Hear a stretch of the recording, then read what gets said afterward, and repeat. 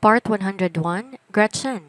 Good morning, good afternoon, at good evening mga ka-Ashlon. San man dako kayo ng mundo naroon, kamusta po kayo? Alam kong sobrang excited na kayo sa sunod nating kabanata. Nako, maging ako, super excited na rin ibahagi ang nakakakilig na tagpo ni na Gretchen at Demetrio. Alam nyo mga ka-Ashton, sa relasyon talaga hindi nawawala ang mga problema o pagsubok. Pero kung ang dalawang magkarelasyon may matibay na pagmamahalan, kahit maraming biyangka pang dumating, walang makakatibag o makakasira sa pagsasama. Kaya mahalin natin ang ating mga asawa. Sa kwento natin ngayon, sigurado maiinis na naman kayo sa piningerang si Bianca. Bago pa tayo mas mainis, sisimulan ko na po ang story. Dahan-dahang iminulat ni Gertrude ang kanyang mga mata. Bahaga pa siyang napasinghap nang mabungaran niya ang mukha ni Demetrio na nakatunghay sa kanya. Good morning. Bati nito sa paos na boses. Good morning. Aniya at nahihiyang sumubsob sa dibdib nito. They've done it again last night. Hindi niya alam kung bakit nahihiya pa siya, maraming beses na naman nilang inulit ang nangyari. Narinig niya ang mahinang tawa ni Demetrio at hinalikan ang tuktok ng kanyang ulo. Are you shy? Hindi siya sumagot bagkos sinigpitan pa ang yakap kay Demetrio. Nasa ganon silang posisyon na makarinig sila ng pagring ng cellphone. Napasulap siya sa kanyang telepono at napagtantong kay Demetrio iyon. May tumatawag sa'yo. Ungot niya sa lalaki nang mapansin na hindi man lang to gumalaw sa pwesto nila. Nilingunin ang cellphone nito. Hayaan mo yan? Gusto ko pang mahiga. Kaswal na sagot ni Demetrio. Magmula bata pa siya ang pagpapatakbo na sa kumpanya ang iniisip niya. Bawat araw nagsisipag siyang mag-aral at nang lumaki na siya, trabaho naman na nasa utak niya. Iyon ang unang araw na nakaramdam siya ng katamaran para sagutin ang isang business phone call. He could lose $1 billion worth of money by ignoring a call but he doesn't care at all. Baka importante yan, pukaw ni Gretchen sa kanyang atensyon. Mas importante ka. Aniya tinigpitan ng yakap sa kanyang asawa pero kinurot nito ang tagiliran niya. Tingnan mo muna kasi. Kung hindi importante, ayos nang nabaliwalain mo. Baka tungkol sa dynamic yan. Humugot siya ng hangin at nakasimangot na dinampot ang kanyang cellphone. Nang tingnan niya pangalan niyo ni Jomar. Lihim siyang napabuntong hininga. Hindi talaga marunong lumugar ang lalaking ito. Parang mas naiengganyo siyang bawasan ng bonus ito sa susunod na buwan. What is it? Hindi agad nakapagsalita si Jomar sa kabilang linya nang marinig ang boses ng kanyang amo. Tatlong salita pa lang yon, pero halatang halata na hindi nito nagustuhan ang tawag niya. Master Colin, i-remind ko lang po kayo tungkol sa meeting ng supplier natin, mamalang 9:00 ng gabi. Kinakabahan niyang sambit. Di na to nagsalita pa at pinatayan na siya ng tawag. Curious tuloy siya kung bakit bad mood ang kanyang boss. May tambuhan kaya ito at si Gretchen? May problema ba? Nag-aaralang tanong ni Gretchen na makita ang makulimlim na mukha ng kanyang asawa. Nagpakawala na isang malalim na buntong hininga si Demetrio bago umiling. Jomar said, I have a meeting this 9 in the morning. Nagsalubong naman ang kanyang kilay. Kung ganun, bakit ganyan ang itsura mo? Muli siyang niyakap ni Demetrio, saka ibinaon ang mukha nito sa kanyang leeg. But I want to slack off today.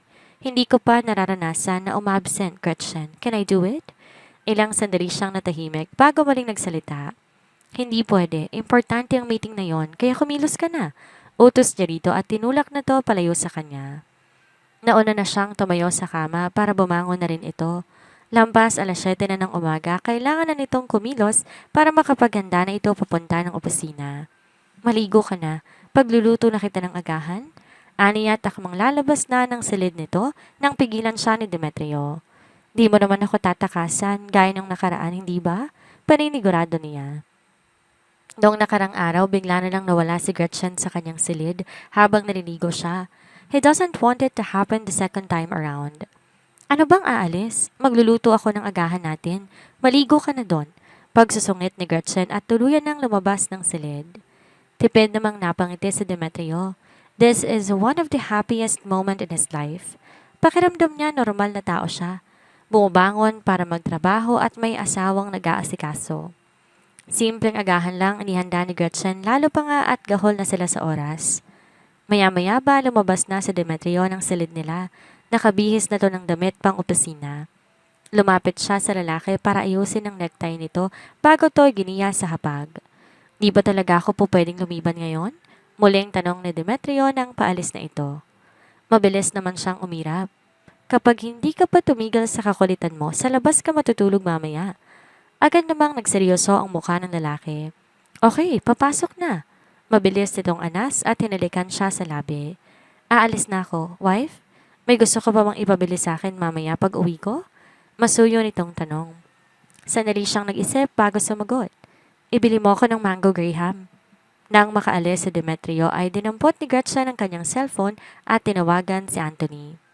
Bago niya sinabi ang lokasyon ni Bianca noong nakaraan, siniguro niya muna na may makukuha siya sa gagawin niya. Walang libre sa panahon ngayon, lalo pa nga't si Bianca ang katapat niya. Nang kumonekta na ang tawag niya sa kabilang linya, agad naman yung sinagot ni Anthony. Gretchen, I'm glad you called. Kamusta ang pakiramdam mo? Agarang bungad ni Anthony. Naalala niyang may sugat to na nasa ospital ang babae at marahas pa itong hinila ni Colin papalayo sa kanya. Hindi lang siya nakapag-react dahil wala naman siyang karapatan kumpara sa asawa nito. Ayos lang ako, Sir Anthony? Kaswal na sagot ni Gretchen. Nakahinga ng maluwag si Anthony. Mabuti naman kung ganon. Oo nga pala, napatawag ka. Sigurado ko may importante kang sadya sa akin. Kahit na nakakausap niya na si Gretchen, ramdam niya, hindi pa rin siya tinuturing na kaibigan ng babae. Medyo malayo pa rin ang loob nito sa kanya, kaya't sigurado siya, hindi ito tatawag para makipagchismisan sa kanya. Napangiti naman si Gretchen. Talagang matalino din si Anthony. Naalala niyo po ba nung huli tayong nag-usap sa telepono? Tumawag po ako para sa katuparan ng bagay na nais kong hilingin sa'yo. Agad namang napatango-tango si Anthony. Of course, I remember it, Gretchen. Ikaw ang nagligtas sa kapatid ko kahit pa hindi maganda ang trato niya sa'yo.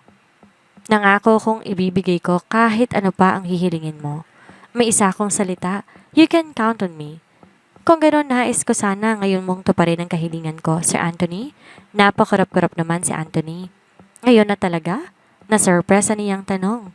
Akala niya ay pag-iisipan pang maigi ni Gretchen ang hihilingin nito sa kanya, gaya ng sabi nito nung nakaraan.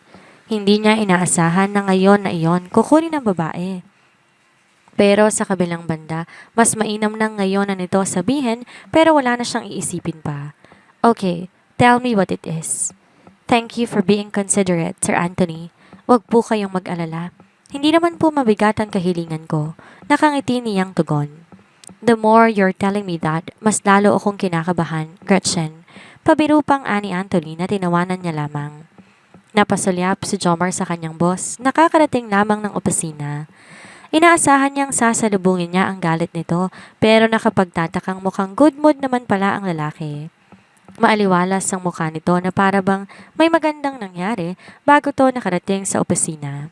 Gayunpaman nagpapasalamat siya sa kung sino man ang dahilan ng kasiyahan ng kanyang boss. Dahil dito makapagtatrabaho sila ng maayos kahit pa may hindi magandang balita siyang hatid. Kakaupo lang ni Demetrio sa kanyang swivel chair nang tumunog ang kanyang cellphone.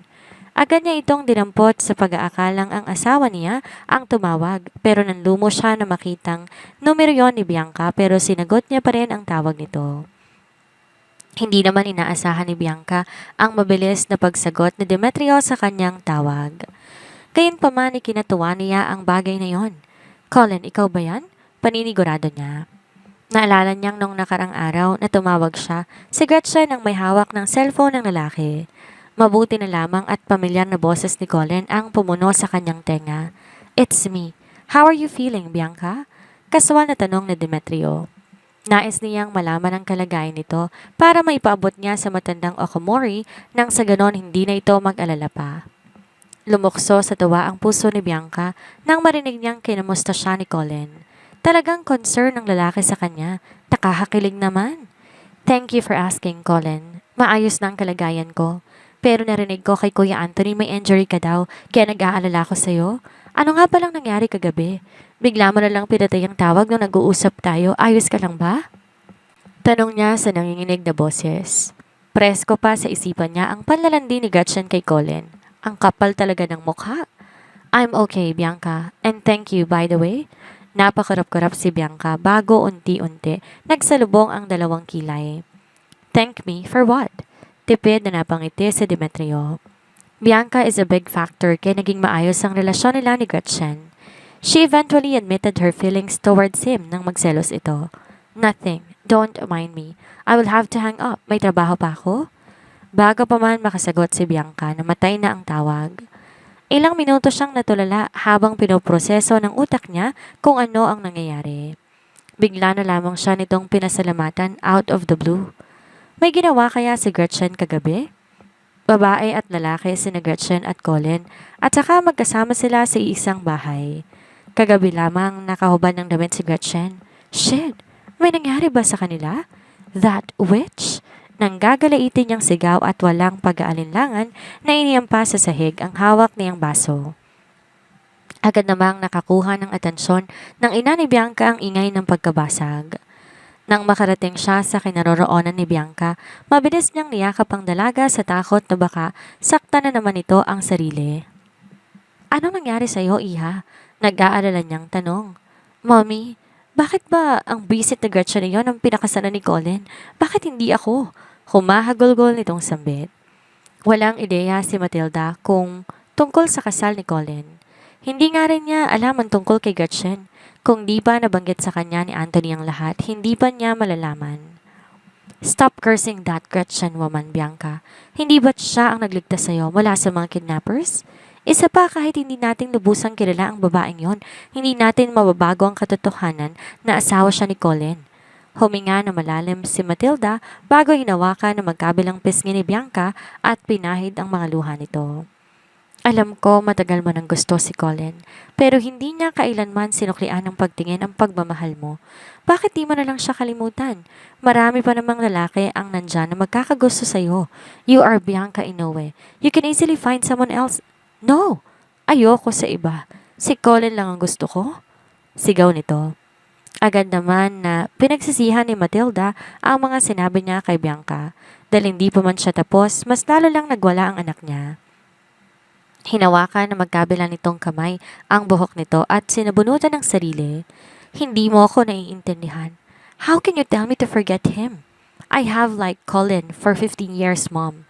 Siya na ang buhay ko. Wala nang ibang lalaki pa ang nakapansin sa akin, kundi siya. Kaya hindi ako makakapayag na magiging masaya sila. I will tear that witch apart until Colin leaves her. Akin lang si Colin, Mommy. Akin lang. Sigaw nito sa nagngangalit na mga ngipin. Agad na nataranta si Matilda sa inasta ni Bianca.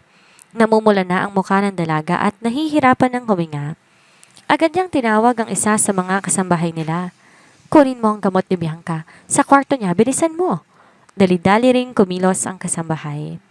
Kapag nahuli sila ng ilang minuto, baka kung ano na ang mangyayari kay Miss Bianca.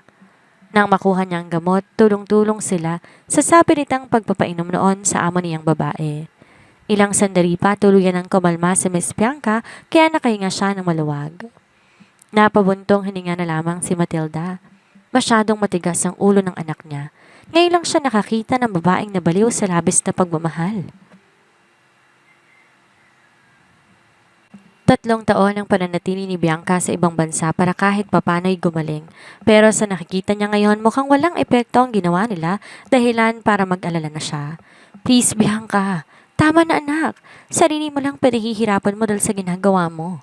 Mariing umiling si Bianca. Hindi siya makapapayag na magiging masaya si Gretchen sa piling ni Colin habang siya nasasaktan. Ang tagal niya nang pinangarap si Colin tapos mapupunta lamang to sa iba? Akmang dudugtungan ni Matilda ang mga sinabi niya para kumbinsin si Bianca pero mabilis na tong tumakbo sa papasok ng sarili nitong silid. Sa nanginginig niyang mga kamay, tinawagan niya ang kanyang agent. Mabuti na lang at mabilis lang nitong sinagot ang tawag niya dahil hindi na siya makapaghintay. Ginawa mo ba ang iniuutos ko? Na ipabahan sa buong industry si Gretchen? Galit niyang tanong. Opo, Miss Bianca, pero walang pero-pero. Kung di mo siya tuluyang mapaban sa entertainment industry, then do something about her job at the car dealership. Nag-aalangan pang agent pero ilang saglit pa, hindi na to nakatiis pa. Huwag muna nating pag-usapan ng tungkol sa bagay niyan, Miss Bianca. May problema po si Apex Production. Sa tingin ko, kailangan mong pumunta dito? Ano bang pakialam ko sa Apex na yan? Nakasanda lang naman yan sa kumpanya namin para makasurvive. Di naman alam ng agent kung paano papaliwanag kay Bianca ang lahat. Mas mainam na pumunta po kayo dito, Miss Bianca. Nakaramdam na ng pagdududa si Bianca. Pero dahil tungkol yon sa trabaho, agad siyang nagbihis na magarang damit bago nagpunta sa Apex Production. Na makita siya ng kang agent na paparating, mabilis siya nitong sinilubong. Huwag po kayong mabibigla kapag nakapasok na kayo sa loob, Miss Bianca. Agad nitong inirapan ni Bianca. At bakit ako mabibigla? Tell me, what happened? Minuwestra ng agent ng isang direksyon. Nang lumingon sa gawing yon si Bianca, agad nagsalubong ang kanyang mga mata sa isang pamilyar na figura. Nakasuot lamang to na isang puting long blouse na pinaresa ng maong na jacket. Walang mamahaling palamuti sa katawan ang babae pero angat na angat pa rin ang gandang meron ito. Bahagyang nanigas ang likuran ni Bianca at dahan-dahan inalis ang suot niyang sunglasses. Why is that witch here in this building? Nang maalala niya ang ginawa nitong panglalandi kay Colin kagabi at ang posibleng nangyari sa dalawa pagkatapos ng tawag, hindi na kaya pa ni Bianca ang magtimpe. Kailangan makaganti siya kay Gretchen nang di pa natatapos ang araw na yon. Akmang susugurin niya si Gretchen nang mabilis siyang pinigilan ng kanyang agent. Huwag kang basta-basta magpadalos-dalos, Miss Bianca. Walang buhay na natawa si Bianca. Huwag magpadalos-dalos. Kung ginawa mo lang ng tamang iniutos ko sa'yo, wala sanang babaeng nandito ngayon. Hindi ko alam kung bakit siya nandito, Miss Bianca, pero sigurado ko, ginawa ko ng maayos ang iniutos mo sa akin. Lahat sila tumupad sa sinabi mo at siniguradong hindi siya makakahanap ng trabaho sa kahit saang kumpanya. Sandaling natigilan si Bianca at unti-unting kumalma. Kung iisipin, sinusuportan siya ng Apex Production, kaya bakit siya kakabahan na nandito si Gretchen? Walang sino man ang nais kumalaban sa pamilya nila. Hindi kaya nandito siya para magmakaawa sa'yo, Miss Bianca? Biglang sambit ng agent na mukhang parehong nilalaman ng utak niya. Umangat ang sulok ng labi ng dalaga. Kung tutuusin, may kaliitan lang din naman ang sahod nito bilang sales associate sa Dynamic, kumpara kung makakapasok to sa Apex. At ngayong dito nakapasa sa audition, nais itong humalik sa kanyang mga paa para lang makakuha to ng trabaho. How sad, yet super satisfying.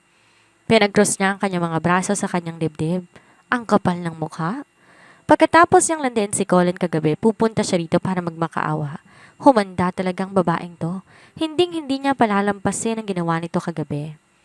Hindi naman naiintindihan ng agent ni Bianca kung anong ibig nitong sabihin.